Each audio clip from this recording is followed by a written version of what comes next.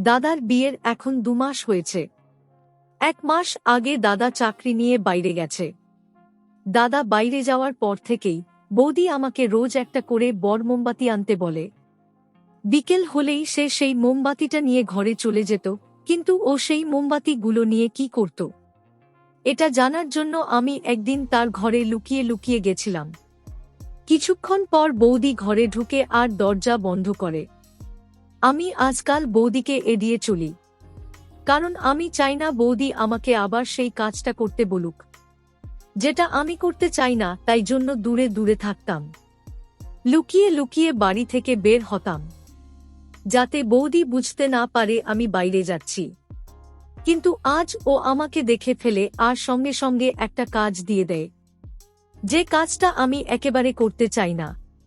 আমি পাড়ায় মুদির দোকানে যাচ্ছিলাম। বৌদি আমাকে একটা জিনিস আনতে বলে, যেটা আমি আনতে চাই না, কারণ এখন দোকানদাররা সেটা নিয়ে মজা করতে শুরু করেছিল। কিন্তু বৌদিকে না বলি কি করে? মায়ের ও হুকুম ছিল যে দাদা বাড়িতে নেই, তাই বৌদির কিছু দরকার হলে সেটা তোকে এনে দিতে হবে। তাই আমাকে বৌদির সব কথা শুনতে হতো। আজ আমি আবার দোকানের বাইরে দাঁড়িয়েছিলাম আর দোকান খোলার জন্য অপেক্ষা করছিলাম। যখন দোকানদার দোকান খুলল, আমি গিয়ে বললাম, এই নিন টাকা, আমাকে একটা বড় মোমবাতি দিন, সবথেকে মোটাটা দেবেন। দোকানদার হাসতে হাসতে বলে, রোজ এতগুলো মোমবাতি নিয়ে কি করেন? আপনারা তো ভালো পরিবারের লোক, তোমার দাদা বাইরে গেছে চাকরি নিয়ে, তোমরা আইপিএস কেন লাগাও না? আজকালকার দিনেও কি লাইট চলে গেলে মোমবাতি জ্বালিয়ে কাজ করো? আজ আমার একটু রাগ হলো। আমি বললাম, আমার জিনিসটা তাড়াতাড়ি দিয়ে দিন, আমার অন্য কাজ আছে। আসলে আমি বলতে চাইছিলাম যে, দাদা আপনি নিজের চরকায় তেল দিন, আপনার কাজ হলো জিনিস বিক্রি করা, আপনি সেটাই করুন। আমি ওই মোমবাতিটা নিয়ে বাড়ি এলাম। বৌদি অপেক্ষা করছিল। তো বন্ধুরা, গল্পটা শুরু করার আগে তোমরা যারা যারা আমার চ্যানেলে নতুন তারা অবশ্যই আমার চ্যানেলটি সাবস্ক্রাইব করে বেল আইকনটি ক্লিক করে দাও। আমার বৌদি খুব সুন্দরী ছিল, ফর্সা হওয়ার সাথে সাথে দেখতেও খুব ভালো ছিল। সবাই ভাবত, মেয়েটা এত সুন্দরী কি করে হলো? এত সুন্দর তো সিনেমার হিরোইনরাও হয় না। বৌদির সৌন্দর্য দেখেই আমার মা ওকে পছন্দ করে। দাদার বউ করে এনেছিল। বিয়ের 1 মাসের মধ্যে আমাদের সব আত্মীয় স্বজনরা যারা বিয়েতে আসতে পারেনি, তারা আমাদের বাড়িতে আসে বৌদিকে দেখার জন্য। তারা বারবার বৌদিকে জিজ্ঞেস করত তার কোনো বোন আছে কিনা, কিন্তু বৌদি মা বাবার একমাত্র মেয়ে ছিল। বৌদি আমার হাতে মোমবাতিটা দেখে খুব খুশি হল। সে আমার হাত থেকে মোমবাতিটা নিয়ে তার সলতিটা তুলে ফেলে দিল আর ওটা নিয়ে নিজের ঘরে চলে গেল। বিকেল হয়ে গেছিল। বৌদি বিকেলে কোন কাজ করত না, নিজের ঘরে একলা বসে থাকত। মা বলতো, মনে হয় এই সময় গৌরবের ফোন আসে, ওদের সবে বিয়ে হয়েছে, কিন্তু এখনই ওদের আলাদা থাকতে হচ্ছে। বিয়েতে অনেক খরচা হয়ে গেছিল, তাই দাদাকে উপার্জনের জন্য শহরের বাইরে যেতে হয়। তবে চিন্তা নেই, 1 বছরের মধ্যে ও ফিরে আসবে। বৌদির তো মন খারাপ হবেই। আমার মা বৌদিকে খুব ভালোবাসত, মায়ের তার কোন ভুলই চোখে পড়ত না। এমনটা সচরাচর দেখা যায় না, একজন শাশুড়ি তার বৌমাকে এতটা ভালোবাসে। বৌদিও সবার সাথে ভালো ব্যবহার করত, কিন্তু বিকেল হলেই সে নিজের ঘরে চলে যেত। আমি ভাবতাম যে বৌদি যদি মোমবাতিগুলো অন্ধকার ঘরে আলো আনার জন্যই আনায়, তাহলে তো সলতেগুলো ফেলে দেয় কেন? সলতে ছাড়া তো মোমবাতি জ্বলবে না, তাহলে ওইগুলো বানিয়ে কি লাভ? আমার মাথায় কিছু ঢুকছিল না। এইদিকে দোকানদারটাও আমাকে ব্যঙ্গ করছে।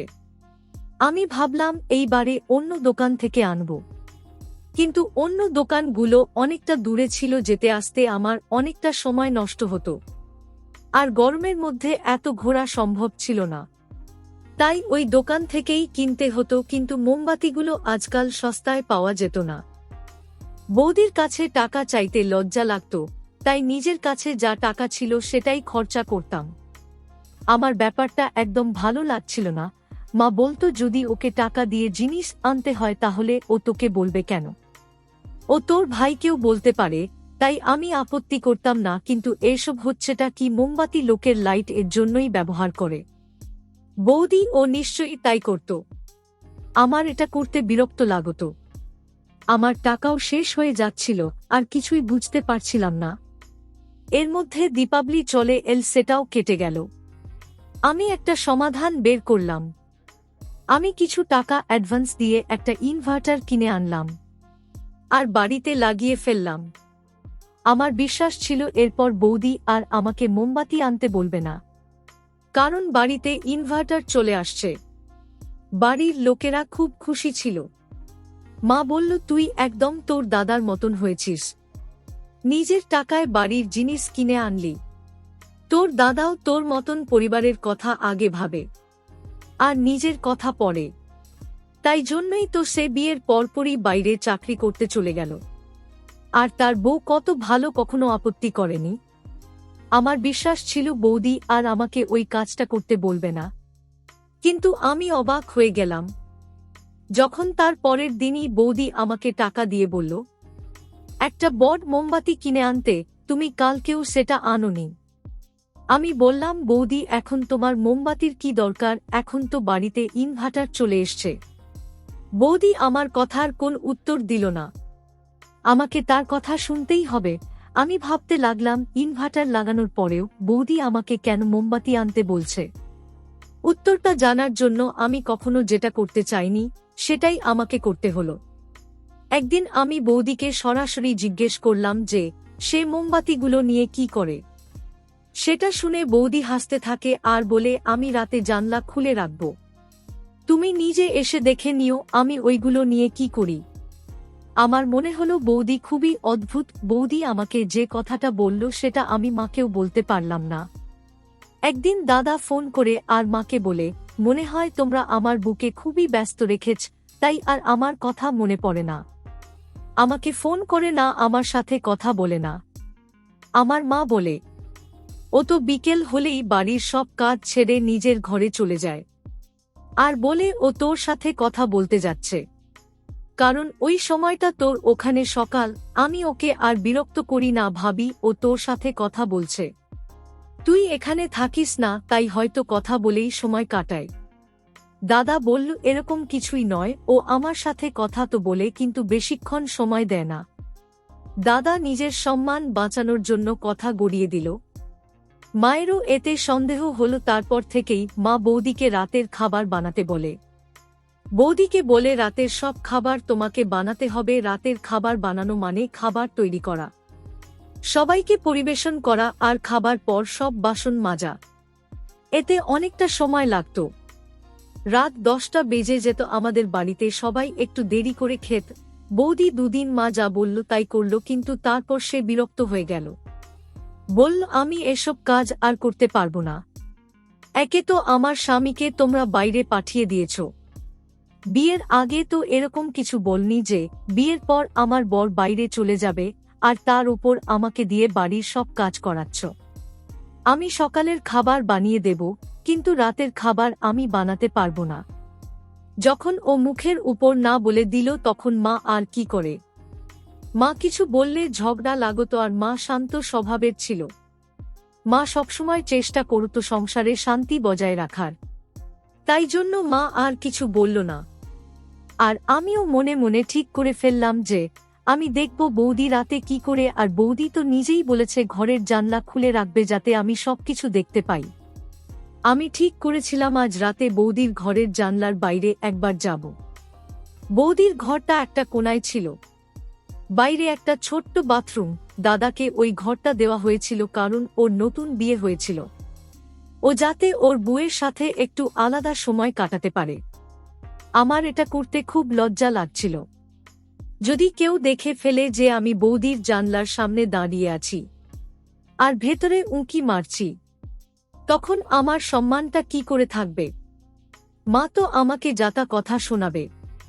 একে তো ওর স্বামী বাড়িতে নেই, তার উপর তুই রাতের বেলা ওর কাছে গেছিস। আমি আশেপাশে দেখলাম কেউ নেই। তারপর আমি চুপি চুপি বৌদির জানলার কাছে গেলাম, আর দেখলাম জানলাটা বন্ধ, কিন্তু ভেতর থেকে একটা অদ্ভুত আওয়াজ আসছিল। শুনে মনে হচ্ছিল বৌদি খুব যন্ত্রণায় আছে। আমি ভাবতে লাগলাম বৌদি কি এমন করছে যেটা তাকে যন্ত্রণা দিচ্ছে। ও তো বলেছিল যে ও জানলা খুলে রাখবে, কিন্তু ও জানলা খোলেনি, তাই আমি ফেরত চলে এলাম। সকালে আমি বৌদিকে জিজ্ঞেস করলাম যে সে রাতে জানলা কেন খোলেনি, তখন সে হাসতে হাসতে বলে, আচ্ছা তুমি দেখতে চলে এসেছিলে, আমি তো মজা করেছিলাম, তোমার লজ্জা লাগবে না আমার জানালা দিয়ে উঁকি মারতে? আমি লজ্জা পেয়ে গেলাম আর বললাম, না না, আমিও মজা করছিলাম, আমি দেখতে যাইনি। ও আস্তে আস্তে বলল, কোন ব্যাপার না, আমি জানলা খুলতে ভুলে গেছিলাম, আমার মাথায় কিচ্ছু ঢুকছিল না। বৌদির মনে কি চলে সেটা বোঝা মুশকিল। কখনো কোন সিরিয়াস কথা বলে আর তারপর বলে আমি মজা করছিলাম, আবার কখনো কোন সিরিয়াস কথা বলে বলে আমি মজা করছি না। আমার মায়ের ও বৌদিকে নিয়ে সমস্যা হতে শুরু করেছিল। মা মাঝে মাঝে বৌদির উপর খুব রেগে যেত, পাড়া প্রতিবেশীদের কাছে বৌদির সমালোচনাও করত। প্রতিবেশীরা বলতো যে মা খুব ভাগ্যবতী যে এমন চাঁদের মতন সুন্দর বৌমা পেয়েছে, আর মা বলতো আমি কি রূপ ধুয়ে জল খাব, কিছু গুণ তো থাকতে হবে। অথচ এই মা আগে বলতো যে বুকে খুব সুন্দর দেখতে হতে হবে, যাতে সবাই দেখে মুগ্ধ হয়ে যায়। বাড়ির কাজকর্ম আজকাল কোন মেয়েই তেমন পারে না। বিয়ের পর সব শিখে, কিন্তু এখন মায়ের চিন্তা ভাবনা বদলে গেছিল।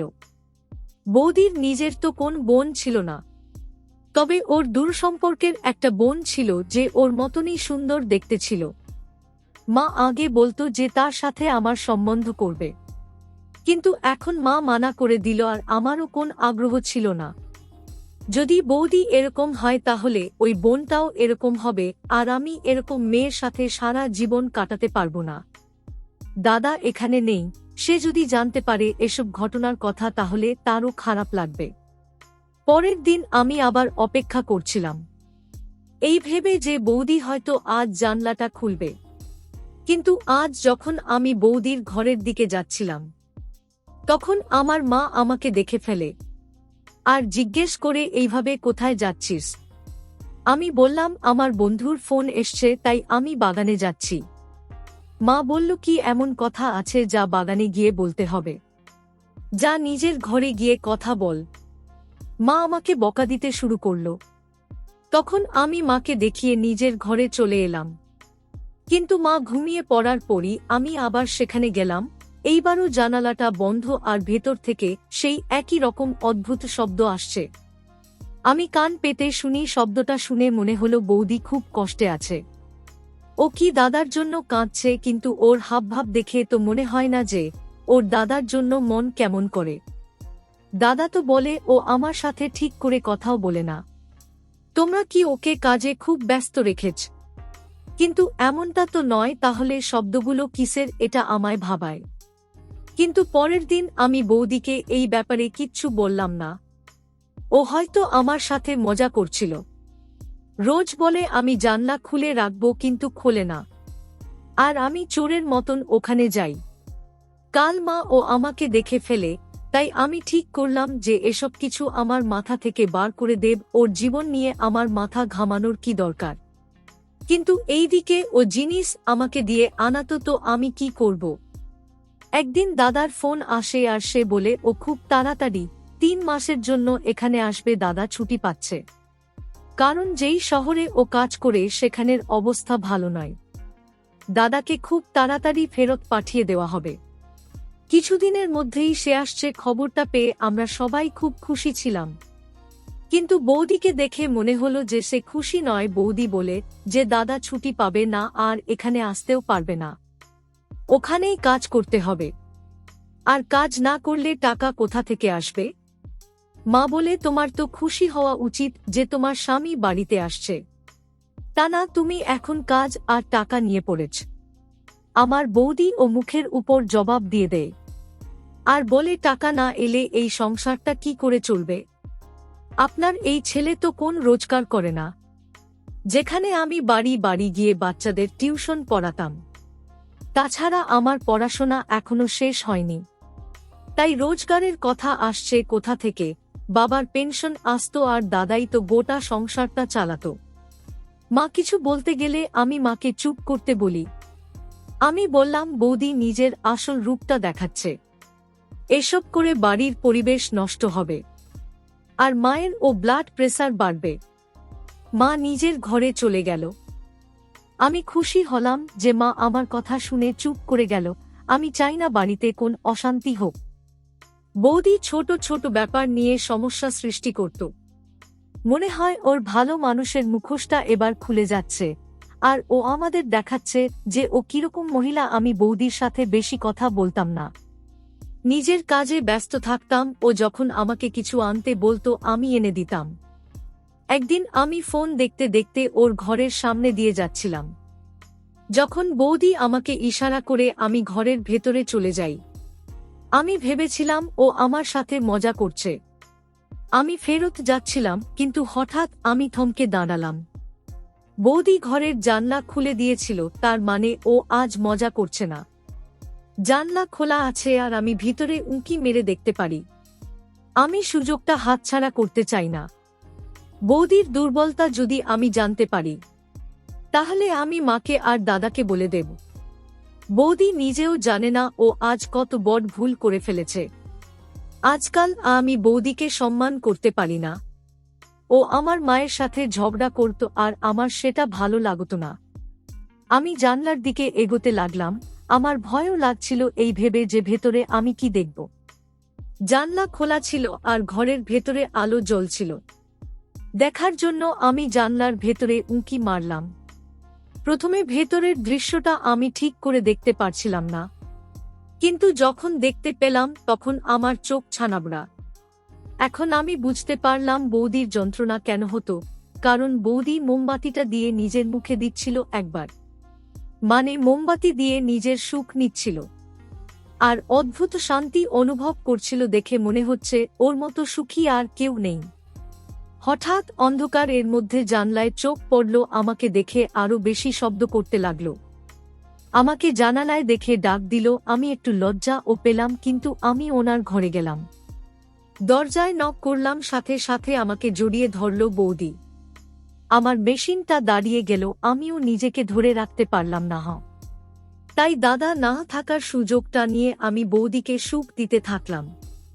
বৌদিও খুব খুশি হলো আমার খেলায়। এভাবে যতদিন দাদা না ফিরল ততদিন আমি বৌদিকে করে যেতে লাগলাম। ওইসব মোমবাতির থেকেও আমার মেশিনটা বেশি মোটা ছিল, তাই বৌদি এখন আর আমাকে মোমবাতি আনতে বলতো না। রাত হলে আমাকেই কল করে ডেকে নিত, আর আমিও তার কষ্টটা বুঝতে পেরে বিনা বাধায় তাকে সুখ দিতাম। তো বন্ধুরা, কেমন লাগলো আমার আজকের গল্পটি? তোমাদের জীবনেও কি এমন কোনো গল্প আছে? থাকলে আমার সাথে শেয়ার করতে পারো। আমার চ্যানেল এ তোমরা যারা নতুন তারা আমার চ্যানেলটাকে সাবস্ক্রাইব করে পাশে থাকা বেল আইকনটি বাজিয়ে দিও। আর হ্যাঁ, কমেন্ট, লাইক, শেয়ার করতে ভুলো না কিন্তু।